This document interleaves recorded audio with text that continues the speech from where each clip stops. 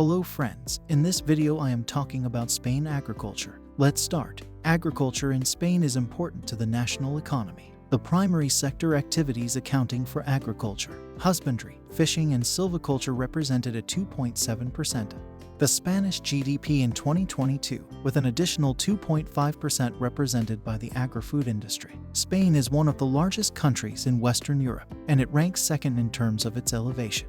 After Switzerland, most of the territory experiences a dry summer climate, Mediterranean or semi-arid with scarce rainfall in the summer and high potential evaporation, as well as a total annual rainfall ranging from 400 to 600 millimeters. Longer droughts also occur, although average minimum winter temperatures are often above 0 degrees Celsius in a large part of the agricultural land. Frosts are not uncommon. In the interior of the country during the winter, 20.6 million of Spain's 50.5 million hectares of land, or about 40%, is suitable for cultivation. The soil is generally of poor quality, and about 10% of the land can be considered excellent. The roughness of the terrain has been an obstacle to agricultural mechanization and to other technological improvements. Furthermore, years of neglect have created a serious land erosion problem, most notably in the dry plains of Castilla-La Mancha. Among the European Union countries, Spain has the second largest proportion of land devoted to agricultural purposes, only behind France. In the 1980s, about 5 million hectares were devoted to permanent crops, orchards, olive groves, and vineyards. Another 5 million lay fallow each year because of inadequate rainfall. Permanent meadows and pastoral land occupied 13.9 million hectares. Forests and scrub woodland accounted for 11.9 million hectares, and the balance was wasteland or was taken up by populated and industrial areas. The primary forms of property holding in Spain have been large estates, latifundios, and tiny land plots. In large measure, this was still true in the 1980s. The agrarian census of 1982 found that 50.9% of the country's farmland was held in properties of 200 or more hectares, although farms of this size made up only 1.1% of the country's 2.3 million farms. At the other end of the scale, the census showed that 61.8% of Spain's farms had fewer than 5 hectares of land. These farms accounted for 5.2% of the country's farmland. Just under 25% of all farms consisted of less than 1 hectare of land, and they accounted for 0.5% of all farmland.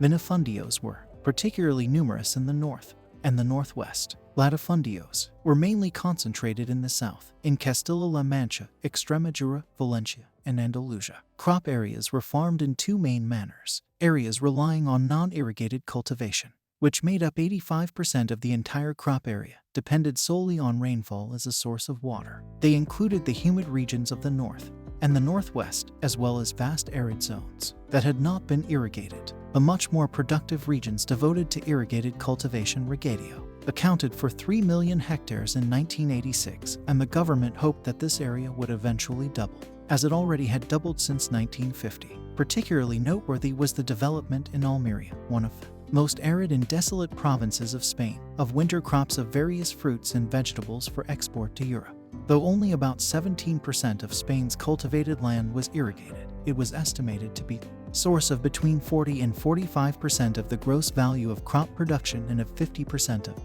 value of agricultural exports. More than half of the irrigated area was planted in corn, fruit trees, and vegetables. Other agricultural products that benefited from irrigation included grapes, cotton, sugar beets, potatoes, legumes, olive trees, strawberries, tomatoes, and fodder grasses. Depending on the nature of the crop, it was possible to harvest 2 successive crops in the same year on about 10% of the country's irrigated land. Citrus fruits, vegetables, cereal grains, olive oil, and wine, Spain's traditional agricultural products, continued to be important in the 1980s. In 1983, they represented 12%, 8%, 6%, and 4%, respectively, of the country's agricultural production.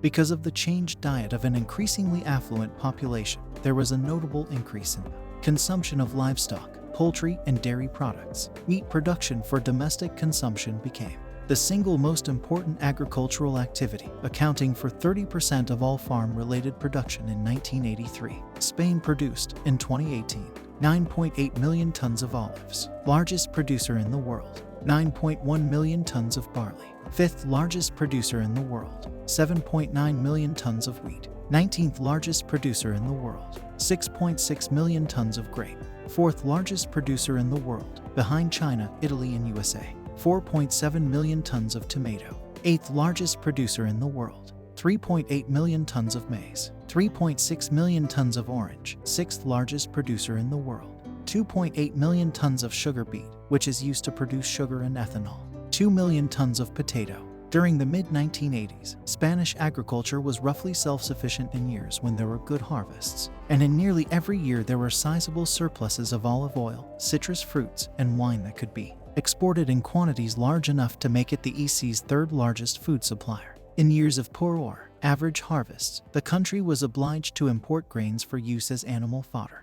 But on the whole, Spain was a net exporter of foodstuffs. Spanish agriculture varied considerably with regard to regional differences in output. Some regions were distinguished by a highly inefficient variety of farming. Specialists estimated that areas dominated by minifundios would have to lose an estimated 3/4 of their farming population if they were to compete effectively with foreign producers. The variety of agriculture practiced along the Mediterranean coast or in the Rio Ebro Valley was, however, highly efficient and capable of keeping up with foreign competition.